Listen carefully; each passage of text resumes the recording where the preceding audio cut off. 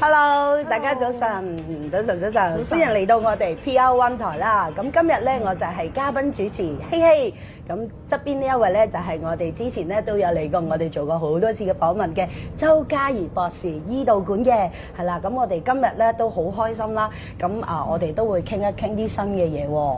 係啊，今日天氣好好啦，係咪？係啊。天氣好好嘅時候，我哋就會諗住可能去行下去玩啊，係咪先？但係有啲嚟講可能會。有啲人萬一身體唔好嘅時候，可能就會我哋就會緊張啲啦，係咪？咁如果係萬一我哋今日個主題咧係講到耳仔嘅喎，係咪？咁如果我哋就想問阿周博士啦，周博士啊，咁如果係耳鳴嘅話咧，係乜嘢係耳鳴啊？哦，係啊，咁首先都好高興阿李台長邀請我嚟 PR1 為大家講呢個題目啦。咁耳鳴咧，其實就係講緊我哋自己裏邊覺得一啲鳴響聲啦。咁呢啲聲音咧就唔係因為你出去玩外界環境引起嘅喎，佢其實係裏邊聽到嘅。咁另一方面咧，就係佢會有啲咩聲音咧，可以係大聲同細聲嘅。譬如細聲可能好似蚊叫吱吱聲啊，鐘嘅滴答聲啊，或者一啲蟬叫嘅聲音啊，咁都會嘅，或者一啲潮水嘅聲音啦，或者甚至大到機器聲啊、火車聲啊、飛機聲都會嘅。咁其實佢好多原因造成㗎。係，咁如果係咁，有啲咩原因咧係引致呢一個耳鳴咧？係啊，咁嗱，首先我哋都可以諗到啦，同嗰個聽力有關啦。如果個隨着年紀大咗，或者一啲噪音嘅環境工作底下，可以造成呢個耳鳴啦。咁第二嚟講，同我哋耳部嗰個原因有關啦，譬如耳鼓膜嘅問題啊，嗰啲耳屎嘅堵塞啊、中耳炎啊，或者聽神經嗰啲炎症啊、聽神經嘅瘤咧，都係啲耳部嘅局部問題，都可以引起個耳鳴㗎。咁仲有除咗呢啲之外咧，原來我哋頸部都會有機會嘅喎，譬如頸部嘅肌肉繃緊啊，咁佢都會引起耳鳴，甚至如果頸部嗰啲血管啊，或者佢個神經啊有瘤位血管瘤咧，其實都會引起耳鳴。好啦，除咗頸部之外，呢個情況咧，其實同我哋整體身體都有關嘅。譬如有啲人佢有高血壓啊、糖尿病啊，咁呢啲嘅人群咧，咁佢都有機會引起嗰個耳鳴咯。咁譬如食一啲我哋所講一啲一啲現代嘅藥物啦，即係好似高血壓藥物啊，咁抗生素啊，原來呢啲都會引起耳鳴嘅。咁呢啲我哋都要注意啦。咁仲有一樣就係個心情啊、情緒啊，其實都係會引起耳鳴嘅喎。哦，都有好多嘅原因引致喎。係啊。咁如果咁多原因，咁周博士啊，咁請問我哋又點樣去分類呢一個耳鳴咧？係啊，因為耳鳴都好多個原因引致到嘅，咁所以個分類咧都會比較係多啲嘅。咁第一嚟講咧，我哋可以憑佢個頭先我哋所講一啲病位啦，病位即係譬如佢喺外耳、中耳、內耳，即係涉及鼓膜啊，咁定係個腦嗰個問題咧？呢啲聽路神經嘅問題咧，咁呢個就病位嘅分類啦。第二咧就可以隨住個病因分類啦，到底全身性嘅疾病啦，定頭先我哋所講局部性嘅疾病，好似係我哋所講係嗰個頸源性嘅耳鳴啊，咁如果譬如頸源性嘅耳鳴又有血管啊或者肌肉嗰個情況啦，咁一啲中毒性啦，頭先講藥物中毒性啦、機械性啦，甚至一啲變態反應造成嘅耳鳴咧，都會可以咁樣分類嘅。咁仲有第三種分類就係依據翻佢音調啦，因為頭先我哋講佢有唔同嘅音調啦，譬如如果係低音嘅，即係好似火車聲、機械聲啦，呢啲叫低調啦。咁如果高調啦，咩叫高調？好高調咁啊，真係尖叫嗰啲聲音啦，蟬叫啦嗰啲咁樣，咁有啲係模糊分唔到係乜嘢調或者係中調嘅，咁都有嘅。咁最尾嗰個分類咧，常見啲咧就我哋所講以佢響度啦。咁響度係點咧？佢分咗7級啦。咁因為佢係一個0級嘅，0級就即係我哋叫最正常冇耳鳴啦。咁1級咧就係有耳鳴，但係佢又唔知自己有定冇喎。第二種咧，第2級咧就係佢有耳鳴之中咧，佢就真係肯定自己有啦。及至到我哋所講去到第5級啦，比較嘈吵聲，好似人哋鬧交咁樣，同埋第6級嘅嗰種好似飛機升降嗰種噪音咁樣嘅情況咯。係，哇！咁真係好多好多，分類都要分，我哋都分唔切啦，我哋唔係專業嘅話，所以真係要揾我哋專業啊，周博士啊。咁啊，周博士你係嚟自醫道館啦，咁醫道館相信一定係中醫啦，係咪？係啊。咁如果喺中醫嚟講，咁我哋又點樣去睇呢一個耳鳴咧？係，我哋點樣睇呢個耳鳴咧？基本上咧，呢個耳鳴就會同我哋個耳仔，即係我哋全身有關啦。因為中醫嚟講咧，佢覺得人係一個有機嘅整體，即係一個小宇宙咁樣嘅之語啦。咁變咗嚟講咧，佢耳鳴咧其實都會同三大嘅原因有關嘅。咁一咧就係同我哋個內臟腑、五臟六腑啦；二咧就會同我哋嘅經絡經筋系統啦；第三就會同我哋嘅情志，即係情緒方面啦。咁一嚟講咧，咁我哋所講個臟腑、五臟六腑最同耳仔最有密切關係就腎、肝同埋個脾啦。咁腎咧就係我哋因為腎主耳啦，咁耳咧就係腎嘅外竅，即係好似佢哋大家好有關係嘅一個工廠，一個就係佢嗰個輸出管道咁樣啦。咁如果當個工廠，即係我哋講腎咧，佢嗰個氣唔夠啦，咁佢就變咗咧就養唔到出邊嗰間細廠啦，咁變咗咧佢就有機會咧就差咗啦，即係我哋所講耳嘅情況啦。咁個耳就唔會再耳聰目鳴啦，就會產生呢啲噪音啦、耳鳴呢個情況。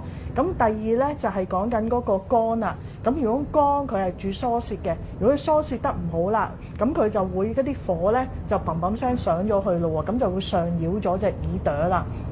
第三咧就脾胃啦，其實即係我哋所講嘅消化系統啦。如果現代嚟講，咁消化系統唔好，咁你啲營養啊都運輸唔到去耳嗰度啦，運輸唔到去個耳度就梗係耳聰目鳴唔到啦。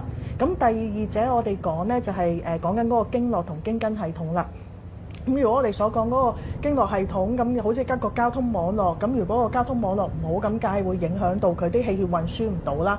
咁因為耳咧，其實佢好多個我哋所講個經絡啊、經筋都會經過佢嘅，尤其是6條嘅陽經都會經過佢啦。咁所以佢就會以佢以呢個少陽經為主嘅，因為少陽經咧係喺個耳後，咁佢入咗耳中，再出翻嚟耳前嘅，係啦。一陣間我哋可能都會詳細講下呢啲啦。咁佢基本上咧呢一個同個少陽經就好大嘅關係啦，喺耳嚟講。咁情緒啦，因為情緒如果波動得太犀利或者長期持續嘅情緒咧，咁都會影響到我哋身體嘅氣血啦，即係身體內亂啦，咁其實都會影響到耳鳴呢個問題出現嘅。哇！咁樣睇真係好多喎，都呢個睇法都唔簡單喎，有陽經啦，哇！我唔係專業喎，我真係都唔係好清楚。陣間我哋可能都會再問一問阿周博士啦嚇。咁如果係咁嘅話，咁我哋喺中醫嘅角度，我哋又點樣去診斷呢一個耳鳴？係啊，咁其實中醫嚟講咧，我哋就會將佢分咗做兩大類啦，就係一個叫做實症，一個叫虛症啦。實症即係佢係過多啦，虛症就即係不足啦。咁我哋實症嚟講，譬如佢嗰個我哋所講佢嗰個耳鳴係即係個原因係譬如年紀大啊，同埋腎氣虛啊，咁多見於老人家啦。咁虛症嘅實症嘅耳鳴應該係多見於青年人嘅。咁佢係我哋所講佢係嗰個肝火旺盛啦。臟腑氣血太犀利啦，或者佢一個外感嗰啲風邪啦。咁頭先所講嗰個係虛症嘅，即係不足啦，就係我哋所講，譬如老人家啊，或者呢啲臟腑功能不足啊，尤其是腎嘅功能不足咧，就會造成呢個虛症嗰個情況啦。咁如果佢哋兩個我哋喺個病情啊，或者喺佢嘅情況嚟講咧，就有少少唔同嘅。咁如果實症咧，佢就會係起病比較急啲啦，佢嗰個耳鳴就會迅速啲發生咗啦。咁同埋佢嗰個聲音可以係高調或者係低調嘅。咁佢另一方面咧，嗰個人就伴隨一啲實症嘅症狀啦。咁佢脈打上去有力啲嘅。咁至於虛症嚟講咧，嗰個人就即係氣血都係身體虛弱啲啦，咁都係伴隨一啲虛症嘅症狀啦。咁可能有腰膝酸軟啊、氣血不足啊啲情況。咁佢發病咧，反而咧調翻轉就係會慢慢循步漸進嘅，即係冇咁急嘅。咁另一方面佢就會以嗰個尖叫聲啊，即係我哋所講高調嗰個為主去咁樣去分類嘅。咁而進一步嚟講咧，譬如我哋亦都會中醫用到咧，會講個症型嘅。咁實症嘅症型咧，會以啲咩為主咧？就會以嗰個風熱嘅侵襲啦，同埋嗰個肝火嘅上擾為主嘅。咁風熱嘅侵襲，即係頭先所講有好多，其實近排都有啲年青人啦，咁突然間咁外感，即係呢排都好多人感冒嘛，感冒完就耳鳴，係啊，就嗡聲啦，咁嘅情況都唔係話少嘅，都常見嘅。咁如果至於佢如果7日都唔恢復，其實都需要去揾人幫佢協助處理㗎啦。咁就另外咧，我哋所講呢啲就如果係虛症裏邊咧，多數就係同個腎好大關係啦。我哋所講嗰個腎精虧虛啊、氣血虧虛為主嘅症型咯。好，哇！喺咁診斷咗之後，哇，都好多問題。咁我哋中醫又點去治療啊？其實中醫治療嘅方法都會比較好好多嘅咁如果耳鳴咧，基本上就可以透過中藥嘅治療啦、針灸嘅治療啦、手法嘅治療，同埋輔助翻一啲生活嘅調節啊，同埋一啲運動去幫手翻啦。咁嚟講譬如我哋所講，基本上針灸啊同埋中藥嗰個治療咧，咁如果實症就以嗰個我哋去火啊同埋驅風為主啦，虛症就係補翻益肝腎啦，補益翻個氣血為主嘅。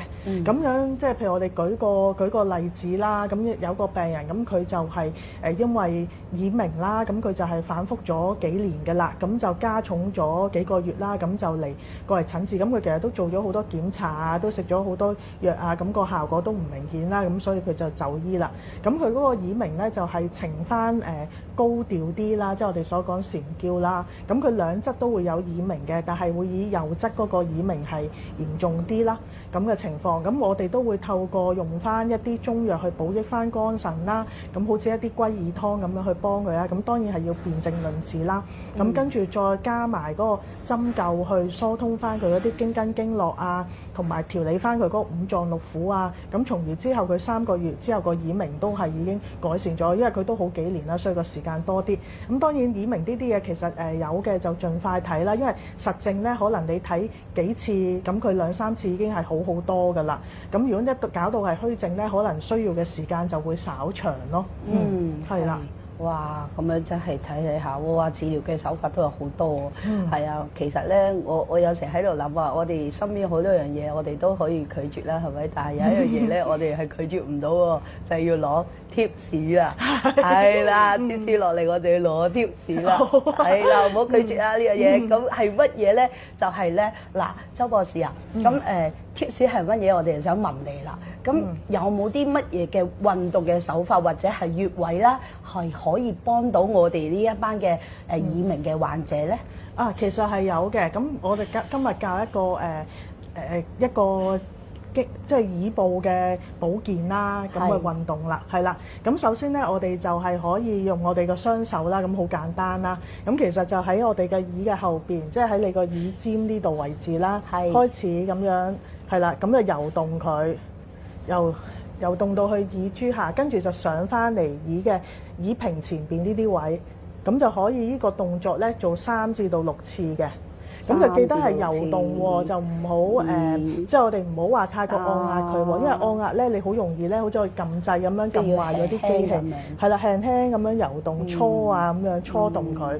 咁等嗰個氣呢個做到啲咩效果咧？就係等嗰個經筋經絡佢可以疏通翻啦，咁疏通翻去周邊啦，咁等佢嗰個運輸系統好啲啦，咁從而都會一定嘅幫助。同埋呢度咧唔好睇小佢喎，其實有好多個幫助耳嘅穴位喎。由我哋耳後邊呢個位置咧有個翳風穴啦，跟住到我哋耳前邊咧有耳門、聽宮、聽會呢3個穴位嘅喺耳屏前邊，咁所以變咗咧做呢個動作咧已經係可以做到啲4個穴位嗰個幫助㗎啦。而喺針灸上邊咧，亦都呢幾個穴位都係主要係可以處理到耳鳴嘅，喺近部穴位嚟講。咁所以呢個動作都係好有用嘅。好啦，咁頭先我哋都所講咧，耳鳴性有啲係頸源性㗎嘛。咁其實香港人好多時都耷頭一族啦。咁我教多第2個動作啦。咁第2個動作咧就係我哋就可以其實都係非常簡單嘅，即係我哋可以喺用呢個手啦，喺耳部後邊呢個位置咧，咁呢度一度做疏動啦。因為頭先我哋所講少陽經好重要嘛，其實少陽經就喺我哋個頸側邊嘅，咁我哋可以一路